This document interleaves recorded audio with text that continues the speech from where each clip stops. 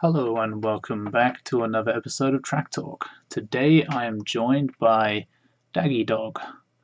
Great. Hello. How you doing? Great name, dude. uh, so, yeah, we're here with Daggy's second track, I believe, called Easier. Is that right? This is your second release Yeah, track, I believe. second ever. Yeah. So this track really kind of struck me and quite a lot of people because whilst it uses quite a variety of techniques, there's quite a lot of synergy um, behind the intentions, or I should say, the way you sync the music and the atmosphere with the tracks and the techniques that you used. So yeah, I don't know. You had kind of a really good vibe going on that I think a lot of people enjoyed. So yeah, I guess the first thing I would start by asking is how did you come up with this track? How did it start for you? Kind of just started with me hearing the song and just really liking it. Just kind of thought it would work and tried to see what I could do. Yeah, I mean, Um, go ahead. Yeah. oh, and like just most of the track was just me messing around, seeing if it was actually going to work. And I wasn't sure if I was actually going to finish it for quite a long time.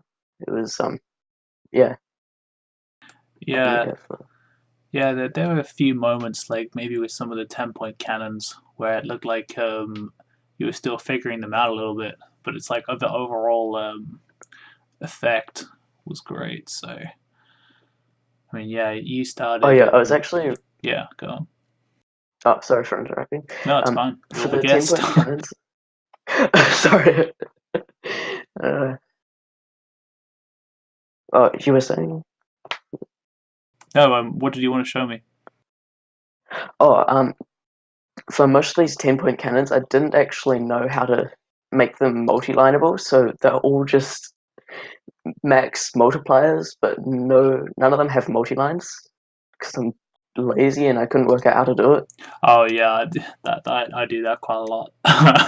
Sometimes I just make two 10-point cannons instead of multi-lining them because it's quicker. Uh, and yeah, feel free to interrupt me at any point. We're here to hear you, not me. So yeah, the so this song, was this just something you heard just like on your Spotify or the radio or something? Like, Yeah, it's just listening to Spotify and it came up. yeah, because I feel like it's kind of similar to the tone of the song you use for your first track, like kind of mellow. Is that the word? Yeah, I kind of just do songs that I enjoy. Yeah, sweet. So, did you have like a particular intention when this track was going about? Because I mean, one of the things, as I mentioned before, is you did use a lot of different techniques. Was there any specific reason for that, or was it just trying stuff out? Yeah, most of it was just experimenting with what I could actually do because I'm still pretty new to Lineager, so most of this was actually quite new to actually try and make. Yeah, yeah, you sure have got a lot of different things going on here. So, when it came to syncing the movements, how intentioned, or I should say, sorry, how specific were you? Um, well, obviously for like the first 10 point cannon part, I was really just going with the drum beats and like sometimes I'd like if there was extra beats, then I'd just kind of visualize them with a little few gravity wells. But and for the rest of the track, most of the syncing was just to the beat, and any other stuff was kind of just an accident. Ah, I see. Yeah. Sometimes you can have some really happy accidents in Line Rider that just produce these kind of awesome effects. Yeah, the biggest one that I had of that was actually uh, this chain right here, Mm. because it it looks like he's not being pulled up, but he is. It's a Yeah, because is that fairly steady curve, how much speed do you and have because there? it's 350 pixels per Yeah, frame. yeah, that He's sounds going about quick. right. Yeah, yeah, it is a very cool effect. Oh,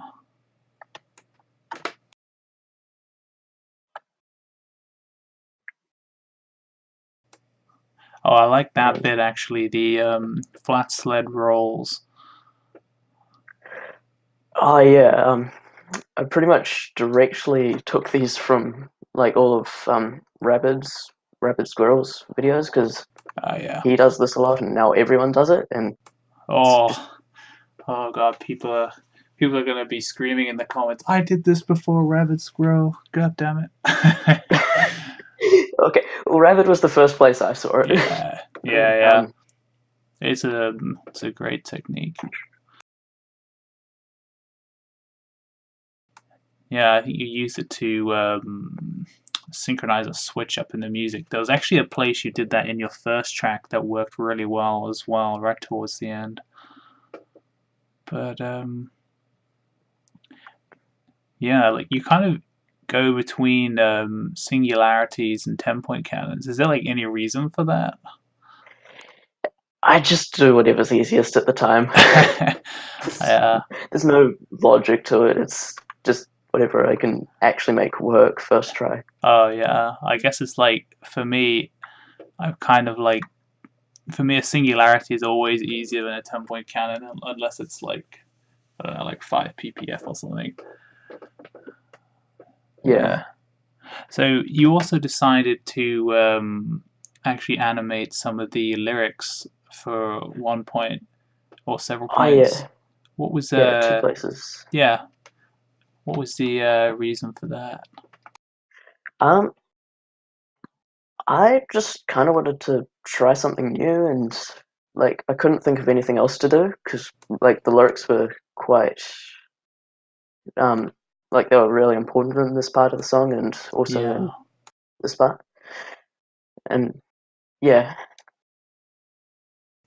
just yeah, an interesting thing that I wanted to try. yeah. It was nice. Like it kind of broke up the track and kind of highlighted, as you say, that particular part of the music, which was nice to see. So, is there any part of this track you want to cover specifically? Like some Um, points of interest? I think my favorite, or like the part that I've got the most to talk about, would probably be the chorus here. Just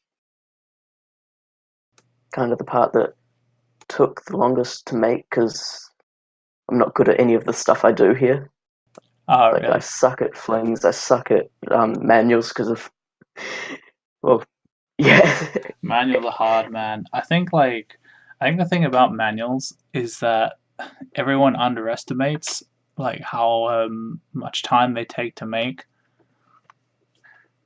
and I guess like in today's um, kind of manual age, it's kind of like one of these things where there's so many great manual tracks. You're like, damn, man, like I gotta have these like frame perfect manuals or whatever. yeah, Uh, and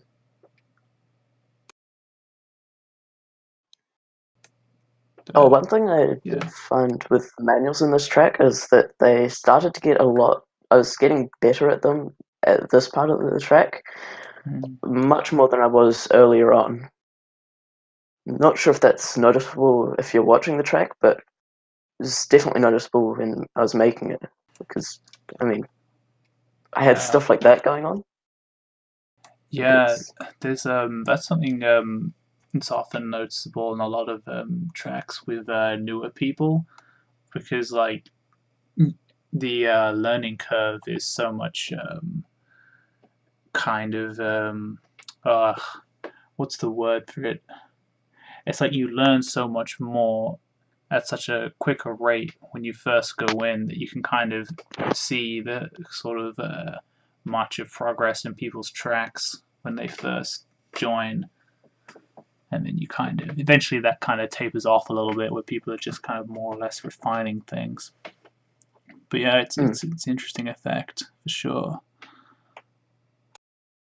So yeah, do you have any other specific things you want to talk about here? Um, not not really. No. Kind of. Yeah, I mean, this is one of those tracks that just stood out to like a lot of people. It's not like, I mean, it's not like it's super full of like ingenuity or whatever, but it just kind of flows quite nicely, I think, and it really syncs with the music well. So one thing I do normally ask is there anything you dislike about the track? Yes, there are a few things. Firstly, I hate the manuals that I've done early on. Like, I just don't like the way they look. They're like wobbly and they Yeah. don't work. Um, and the other thing would have to be this fling here because I wanted to try repeat the other one that looked quite nice, but Mm. I didn't do that. What was what was it's not that smooth, you mean? Yeah, it's not got the same kind of effect of just having a single line pulling in. Yeah. I mean, to get that super consistency, you kind of have to go to the nth degree with the same angle, same length of pull, making sure that every iteration is grabbed, stuff like that. It's kind of a bit of a rabbit Yeah, hole. Yeah, go. and because like the first one was an accident, I had no idea how to do it for this one. So, yeah. Yeah, I guess that's part of the game. If you get into flings, you kind of learn the ways and the different recoils of the contact points because they're all different and they all have their ways. Mm, yeah. Yeah. Well, unless you have anything else you want to talk about, I think we'll probably wrap up there. Okay. I think that's. Yeah, I don't have anything else to add here. I've got. Sweet, dude. So, yeah, thanks for watching, guys. If you liked this episode, leave a like or a comment or share the video. Thanks to Daggy for doing this.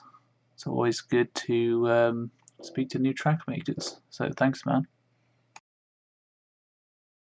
No problem. Sweet.